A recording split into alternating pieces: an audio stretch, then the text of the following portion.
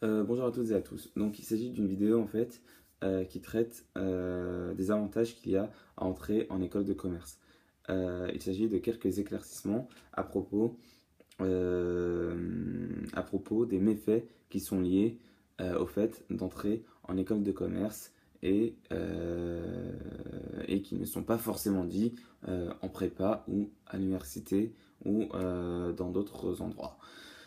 Donc, en fait, cette vidéo, elle est adressée donc aux étudiants et aux étudiants de classe prépa qui envisagent d'entrer en école de commerce à la rentrée 2017, mais elle peut être aussi utile à tous les étudiants d'université ou ceux d'école ou toute personne qui va bientôt se lancer ou qui est même au sein de ce qu'on appelle la vie active. Voilà. Donc, que l'on soit clair auparavant dans cette introduction, je défends la pratique des voyages, l'entre connaissances, la bonne gestion des projets, l'efficacité, l'utilité, le bien, le beau, l'intelligence, l'efficacité, les bonnes connaissances et le travail collaboratif et intelligent. Et c'est justement au nom de la défense de ces choses-là que cette vidéo voit le jour. Comment je vais procéder dans cette vidéo? Premièrement, je vais mettre en avant les avantages qui sont dits par les écoles de commerce et qui sont des arguments pour que les étudiants aillent dans leur école. Et ensuite, on va essayer d'étudier clairement et doucement ces avantages mis en avant et de voir leur vérité et leur pertinence. Donc, dans un premier temps, je traiterai du réseau, ensuite de l'ouverture internationale et culturelle, ensuite de la gestion de projets, ensuite du travail associatif et enfin de l'entrée dans le monde du travail et de l'entreprise. Voilou et c'est parti. Donc le réseau. Donc premièrement, qu'est-ce que le réseau? Donc le réseau, bon, avant cela, donc le réseau c'est un des plus gros avantages que mettent en avant les écoles de commerce afin que les étudiants les intègrent. Un réseau, qu'est-ce que c'est? C'est en fait un carnet d'adresses de gens qui ont une certaine expérience et qui ont une certaine réussite ou du moins certaines positions élevées en entreprise ou bien dans la société et qui seraient prêtes à vous conseiller, à vous aider, voire à vous intégrer à leur groupe parce que lorsque vous serez inscrit dans cette école, vous serez dans ce même réseau. Donc étudions la pertinence et la vérité de cet avantage, ce soi-disant avantage mis en avant. Euh, premièrement, et ça c'est bien à voir, avec l'essor des moyens de communication que l'on a, et notamment Internet, nous avons accès au contact de la majeure partie des dirigeants et cadres d'entreprises et des personnalités publiques et politiques. Il est donc aisé et facile d'interpeller et de contacter les personnes généralement. Donc ça, c'est une première remarque qui est importante. Il n'y a pas forcément besoin d'être dans le réseau de la personne pour avoir contact avec elle. Vous pouvez tout simplement voir son profil sur LinkedIn ou avoir son profil ou son adresse mail sur Internet. tout simplement. Et ce qui attirera cette personne-là, ce sera plutôt la pertinence du projet que vous lui proposez. Euh, et non pas le fait que vous seriez soi-disant dans son réseau. Donc ça, c'est important à dire et à voir. Deuxièmement, un point donc un peu plus moral, euh, accepter, accepter le fait que, que les relations entre les gens soient basées, soient basées sur le piston ou sur le favoritisme injuste ou aveugle, et sur des sous-entendus qui peuvent être mauvais, c'est accepter quelque chose qui au final est assez indigne. Il faudrait que les relations que l'on a avec autrui soient basées sur... Et il faut qu'elles soient basées sur la justice, sur la bienfaisance et sur la vérité. Pour construire quelque chose avec quelqu'un sur le long terme, de solide et de bon, il faut que cela se fasse sous le régime de la vérité.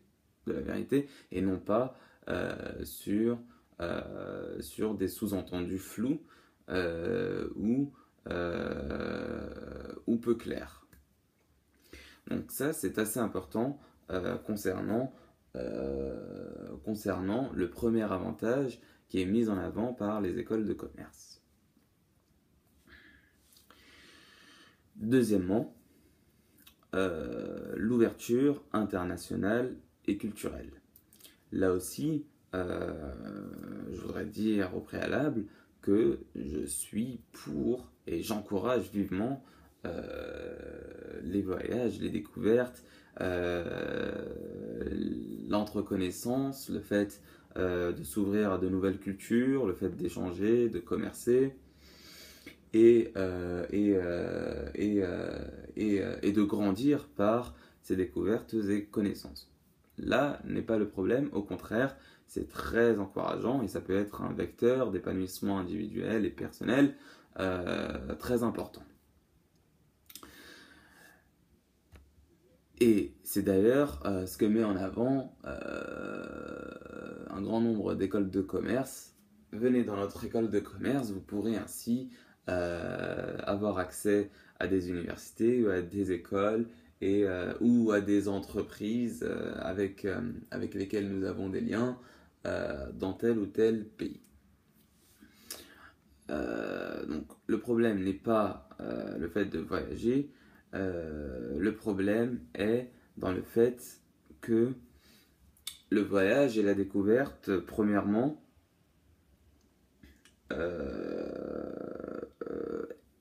permet généralement d'augmenter sa liberté. D'augmenter sa liberté et d'augmenter sa richesse et de découvrir de nouvelles choses. Or, justement, les écoles de commerce peuvent restreindre cette liberté par exemple, en vous restreignant à une certaine université, à une certaine entreprise, mais surtout à vous demander, par exemple, des rapports et des comptes rendus sur vos voyages, et surtout, encore plus, surtout, et ça c'est un problème de taille, c'est que il est préférable de faire des voyages ou de prendre des vacances lorsque l'on a fini les devoirs que l'on a.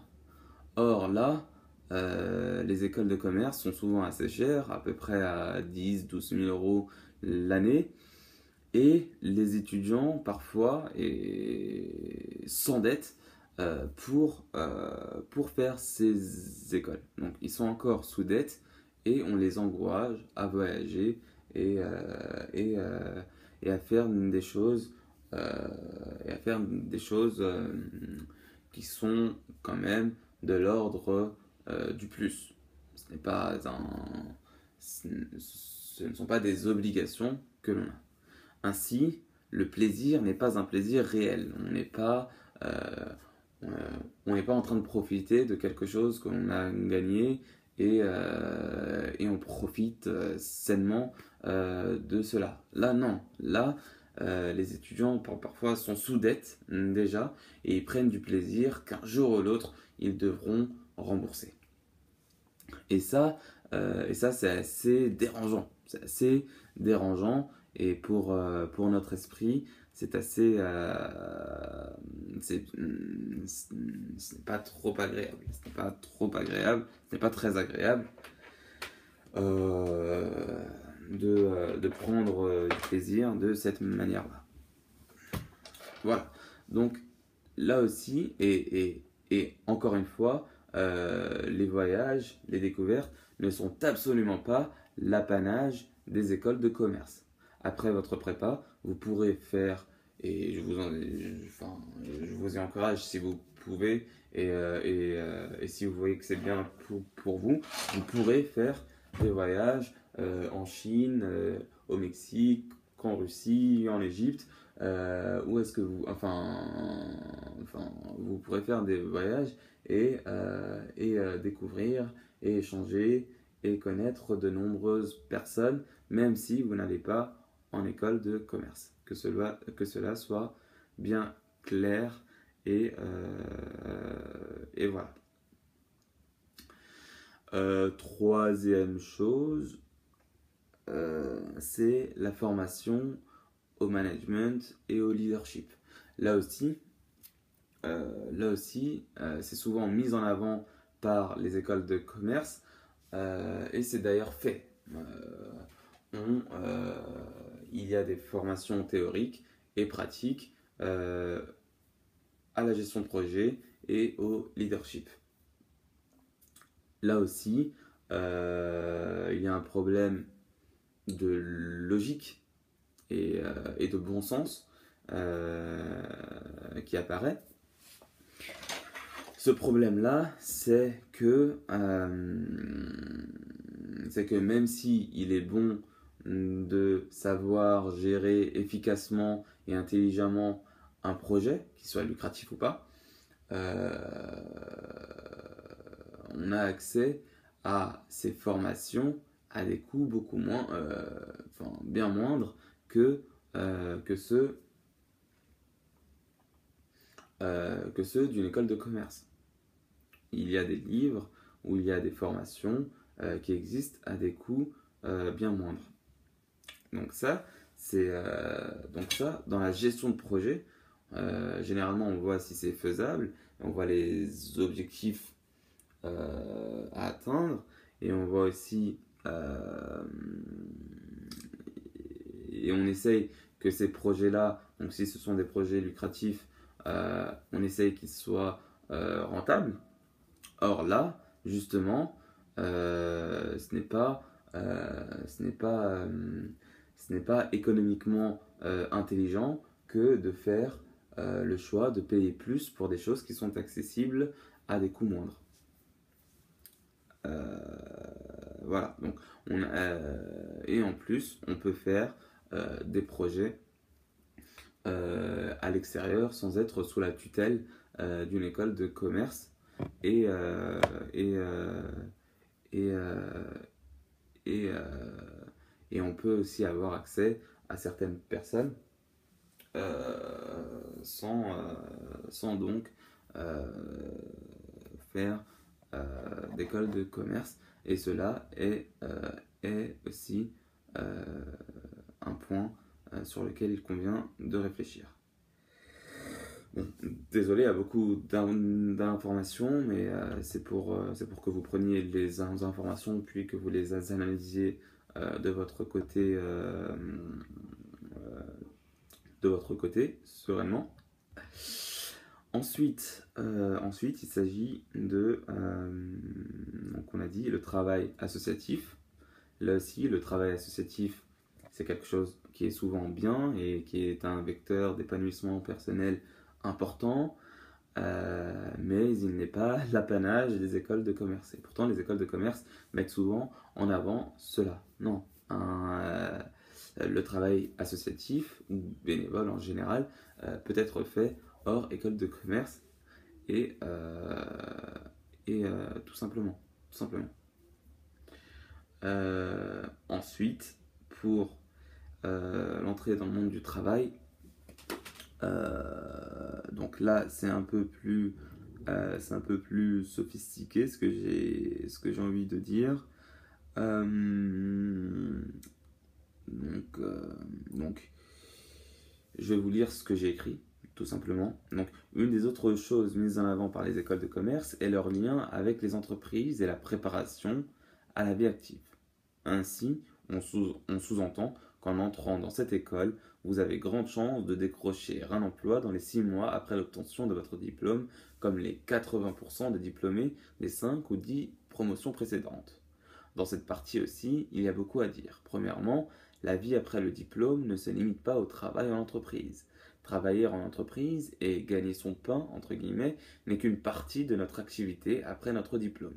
Et encore, faut-il le gagner de manière concordante avec notre savoir, surtout normatif et éthique. Pour rappel, nous considérons le savoir comme un bloc de savoirs positifs et normatifs. Le savoir normatif est ce qui devrait être et comment devrais-je vivre ma vie. Et ce savoir entoure le savoir positif qui est le savoir de ce que les choses sont. Or, parfois, des entreprises vous emploient à ne pas utiliser votre savoir. Vos supérieurs hiérarchiques au sein de l'entreprise peuvent par exemple vous demander des tâches qui ne correspondent pas à ce que vous avez appris comme savoir positif et normatif. Ils peuvent ainsi vous demander de produire en incorporant des obsolescences et des défaillances dans les produits faits, ou encore de mettre des frais excessifs et à certaines personnes, etc. Ces pratiques vont à l'encontre de votre savoir et de votre éthique. Ensuite, j'ai écrit d'autres choses. C'est assez long. Mais ce que je veux dire, c'est que, euh, pour être assez bref, ce que je veux dire, c'est que après le diplôme, la vie ne se limite pas à gagner son pain. Si on gagne son pain, alors c'est bien, mais il faut le faire de façon honnête. Et il faut le faire de façon honnête et digne.